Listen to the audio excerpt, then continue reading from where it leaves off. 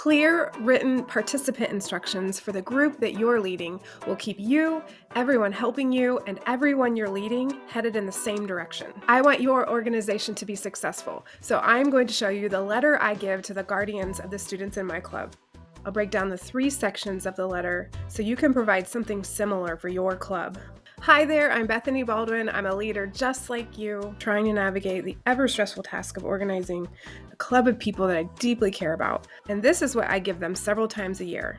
This guardian letter needs to be passed out at the start of your season or session and before or at any guardian or student meeting, as it contains 3 specific areas of information and advice for parents, guardians, to help their student get the most out of your club. Here is an example of one of the letters that I send to all the guardians of my club.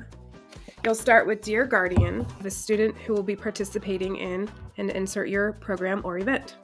So section 1 is the process for how you, the leader, will be picking or assigning parts, positions, give playing time, etc. Start by including a list of the main documents describing the goals and process for your club. And mine would be a master event guide for our upcoming show. Then explain how your students earn being selected for parts, positions, or playing time. The process for my club is done by age, so I send out a message to the oldest, working my way all the way down to the youngest, letting them pick their parts. And if there is a new member to the club, they have to wait till everyone else who was a previous member has already picked their parts. Add a note about being respectful of this process and respectful of the leaders as they are trying to do their best and do not desire to hurt anyone. Section 2 for this letter will include ways that a guardian can set a student up for success in your group. Number 1, they'll need to fill out all the required club documents and you'll want to list them. 2, they need to help your student complete and then enter in the things that parents can help their students complete. Read. Insert ongoing communication for the club. 4, ask your student if they need help with. Insert the things that students are responsible for. Number 5, take the time to enter all events in your family calendar. That's a big one. Add comments below of things you'll need to add that maybe other people should consider adding in this checklist for guardians. That way they can be successful as well. Section 3 is just going to be reminders of ongoing things that guardians and parents can do to help the leader stay sane. Number 1, volunteer. Insert how they can do that.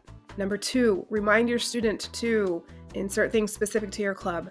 Number 3, RSVP. Insert how to do that and when you prefer they do that. Number 4, be honest and clear about known future absences and provide it in writing. Number 5, encourage use of the process or form if a problem arises in your club. And I made a video on leading and coaching through conflict if you would like to figure out how to make this form and this process for your club. Number 6, look over insert the club's rules and regulations from time to time. And I'm going to make a video on this process for my club soon, so be watching for that. And number 7, encourage and pray for your leaders. If you are a Mad Society coach, I have already made these letters. They are perfectly applicable to your Mad Society. Just download them and use them. And a personal note, I hope that all people have areas where they lead, where they are pursuing activism in and making the world a better place. And with that in mind, it's important to remember that other people have passions and commitments that you don't have.